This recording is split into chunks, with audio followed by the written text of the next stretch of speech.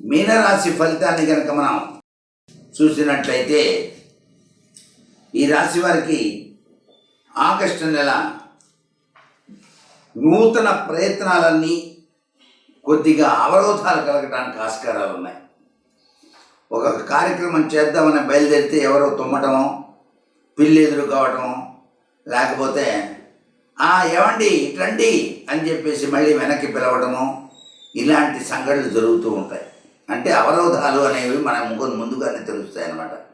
ఇంట్లో నుంచి ఎవరైనా సరే ముఖ్యమైన కార్యక్రమానికి బయలుదేరేటప్పుడు మొట్టమొదటిసారిగా ఎడంకాలు బయట పెట్టి మళ్ళీ వెనక్కి పెట్టి తర్వాత కుడికాలు ముందుకు మోపాలి. అంటే మనలో ఉన్న దుష్టశక్తిని బయటికి పంపించాము, మళ్ళీ చక్కగా ఉంది, తర్వాత కుడికాలతో మనం నడుస్తూ బయటికి వెళ్ళామన్నమాట. ఇది బాగా గుర్తుపెట్టుకోండి ఎవరైనా సరే.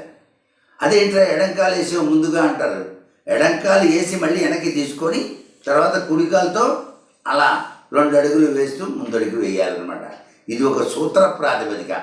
మనకు ఉన్నటువంటి షార్ట్ సర్క్యూట్ కాస్త సెట్ చేయడానికి అన్నమాట. షార్ట్ సర్క్యూట్ అవుతుందేమో అనుకున్నప్పుడు ఇట్లా చేస్తామన్నమాట. కరెంట్ ఆపి బల్బు వెలగకపోతే ఆపి మళ్ళీ వేస్తాను చూడండి. ఆపి వేసినప్పుడు మళ్ళీ అది స్విచ్ ఆన్ అవుతుంది. అమ్మయ్య వెలిగిందిరా పద అంటామే. ఆ విధంగా చేసుకోవాలన్నమాట. దీనిలో ఉన్నటువంటి లాజిక్ అది మన జీవితంలో.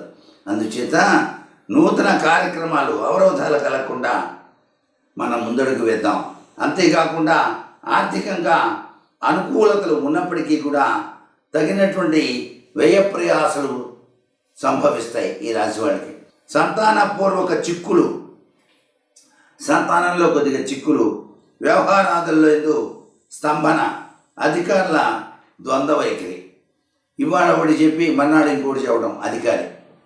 నీకే ఇస్తున్నానయ్యా, నో ప్రాబ్లం, ఆ చోటికి నిన్ను ట్రాన్స్ఫర్ చేస్తున్నాలే అని చెప్పేసి ఇప్పుడు కుదరదులేవా, ఇప్పుడు కాదని ట్రాన్స్ఫర్ ఇంకోళ్ళకి ఇచ్చేసానులే అన్నారనుకోండి, వీడి మనసు ఎట్లా ఉంటుందండి? చాలా బాధపడరు. అట్లా అన్నమాట. అధికారం లేక ద్వంద్వ వైఖరి కనిపిస్తుంది. మిత్ర సహాయంతో కొంత సంతృప్తి కలుగుతుంది.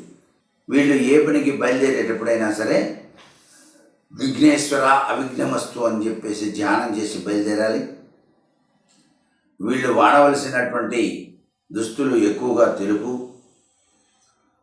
వారాలు గురు శుక్ర సోమ వారాలు కలిసి వస్తాయి. అనుకోవలసినటువంటి మంత్రరాజ్యం మాత్రం విఘ్నేశ్వర అవిఘ్నమస్తు.